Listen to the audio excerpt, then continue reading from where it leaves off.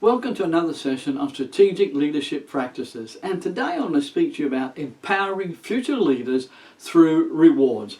Now, there's an unusual story of accompanying praise that comes from the Battle of the Bulge on December 14th, 1944 during the Second World War.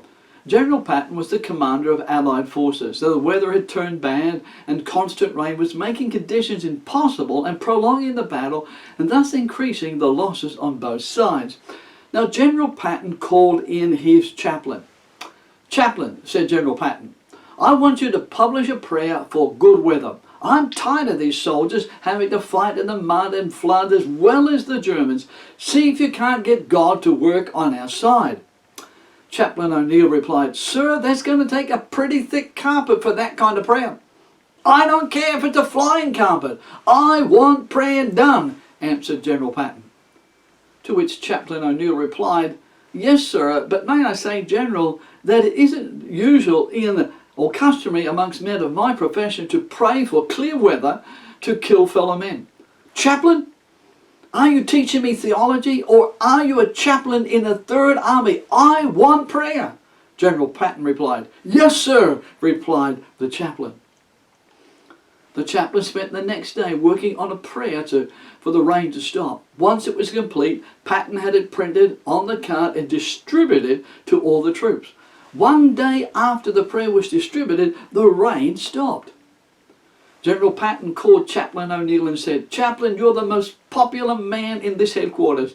You sure stand good with the Lord and with the soldiers."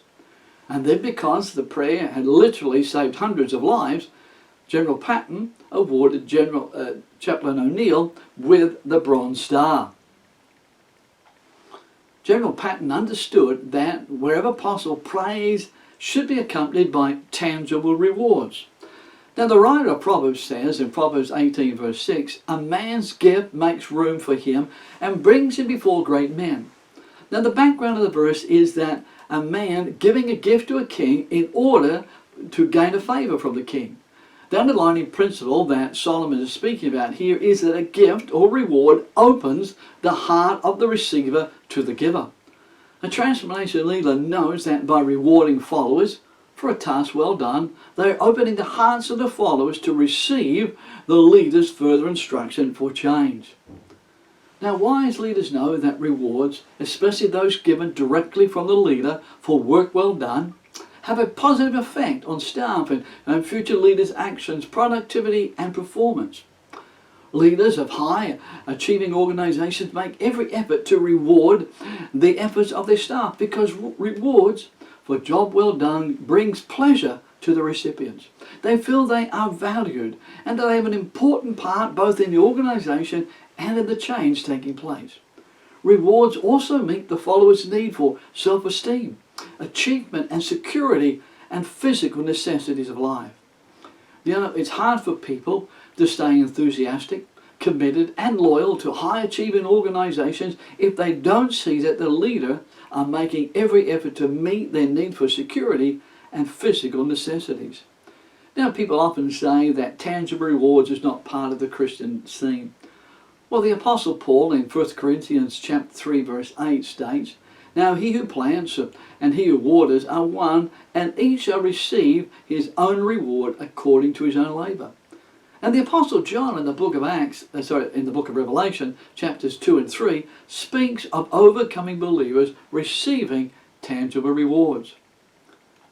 Now, the psychological impact of rewards upon followers or future leaders is that generally they are happier with those whom they interact. They are very supportive of the leader, and they have an increased commitment to the organization, and their job satisfaction is raised. Now, the question is often asked in the minds of leaders, to whom do you give a tangible reward? Well, there's a story told of the CEO of Continental Airlines, Gordon Bethune. When he took over Continental Airlines, it was a mess. Morale was low, flights were never on time, things were in a bad way.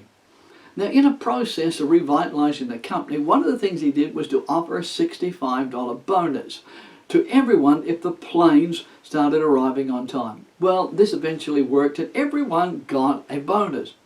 Now later on in a meeting with the employees of Continental Airlines, he was challenged by one of the employees who asked why the reservation agents should receive a bonus for on-time performance since they did not affect the airline's punctuality.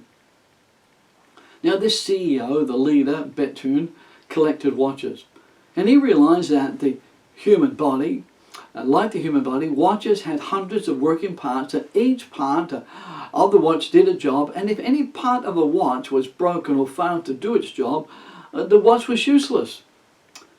He turned to the questionnaire and explained this to him. Then he held up a watch and he asked the employee, "Which part of the watch don't you think we need?"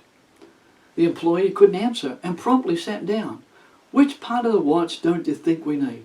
That statement really struck me. Leaders need all of their followers to function well.